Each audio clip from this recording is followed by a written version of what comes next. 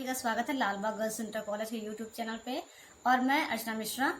आज का बच्चों जो हमारा टॉपिक है और जो सब्जेक्ट है वो है कॉमर्स क्लास 10th का। और पिछले लेक्चर में हमने पढ़ा था समय तथा श्रम बचाने वाले यंत्र, उनके बारे में हम पढ़ चुके हैं। अभी हमने प्रश्नों को नहीं किया, वो हम असाइनमेंट में करेंगे। अब आगे आज हम पढ़ेंगे नस्तीकरण। नस्तीकरण क्या होता है? जैसे हम व्यापारी हैं या व्यापार करते हैं तो व्यापार में दिन भर में कई पत्र आते हैं और जाते हैं। अब उन पत्रों को सही तरीके से रखना, यानी आने जाने वाले पत्रों को सही तरीके से रखना कि कभी भी जरूरत हो तो आसानी से मिल जाए, इसी को नस्तीकरण कहते हैं। अब क्या होता है, हर व्यापारी अपने व्यापार के हिसाब से, अपने साइज के हिसाब से, जितना बड़ा उसका व्यापार होता है, अपने पत्रों को सुरक्षित तरीके से रखता है। ठीक है, तो इसी में हम पढ़ेंगे नस्तीकरण का अर्थ क्या होता है, उसकी विधियां क्या है, उसके लाभ क्या है। चलिए तो देखते हैं नस्तीकरण का अर्थ।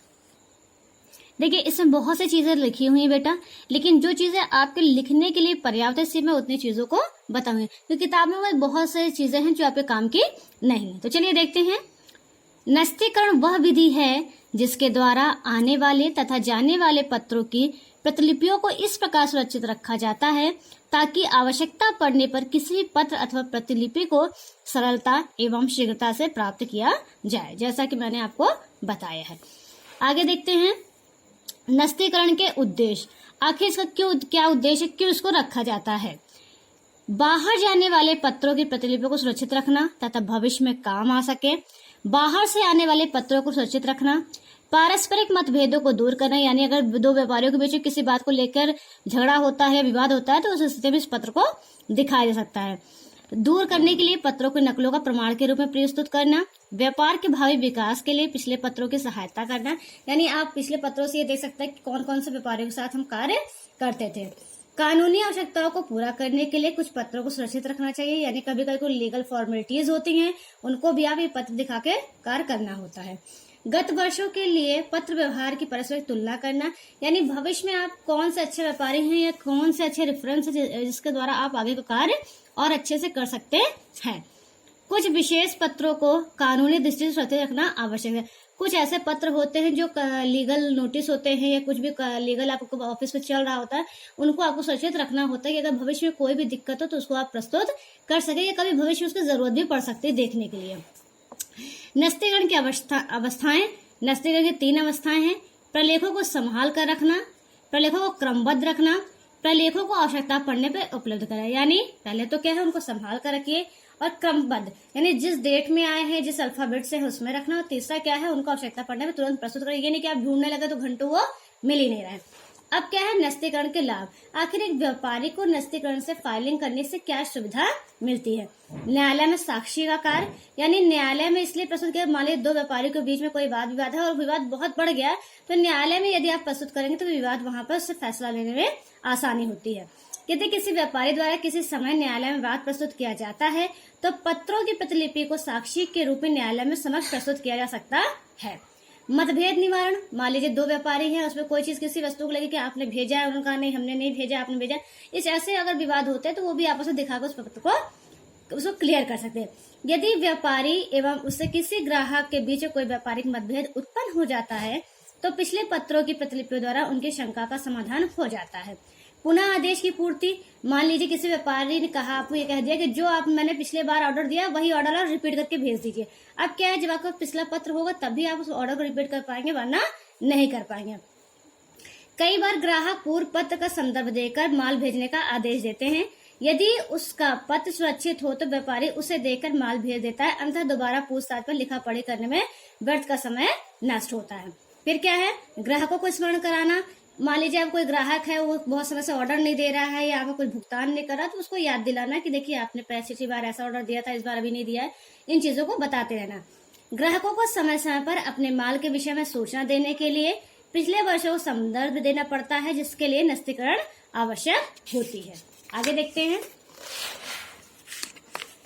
वैधानिक आवश्यकता।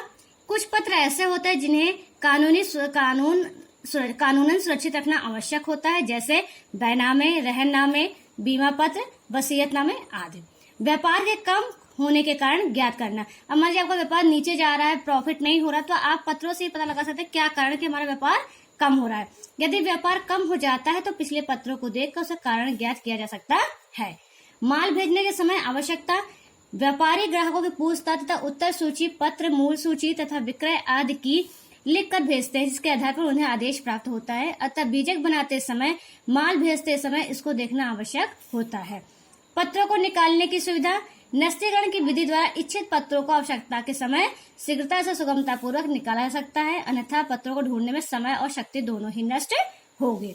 सरकार को आवश्यक सूचना देने भेजने की सहायता, बहुत से पत्र सरकारी आज्ञा अनुसार सुरक्षित रखना पड़ता है। इनकी सहायता से सरकार द्वारा समय समय पर मांगी जाने वाली वांछित सूचनाएं सरलता से भेजी जा सकती है। क्योंकि देखिए, आप लीगल बिजनेस कर रहे हैं या व्यापार कर रहे हैं तो सरकार के कुछ आपको नियमों को पालन करना पड़ता है और सरकार उनकी पूछताछ समय समय पर करती रहती है, जिसका आपको उत्तर देना पड़ता है। व्यापार के विकास के लिए व्यापक योजना तैयार करने में सहायता देना, पिछले पत्रों को देखकर व्यापारी अपनी भूलों को सुधार करने का अवसर मिलता है। इसके अतिरिक्त पिछले पत्रों से व्यापार के भावी विकास की योजना तैयार करने में बड़ी सहायता मिलती है।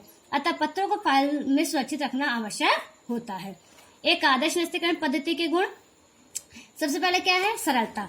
नस्तीकरण के मतलब क्या क्या गुण होने चाहिए, कैसी प्रणाली आपको अपनानी चाहिए? सरलता, नस्तीकरण पद्धति इतनी सरल होनी चाहिए, कम पढ़ा लिखा व्यक्ति भी इसका प्रयोग आसानी से कर सके।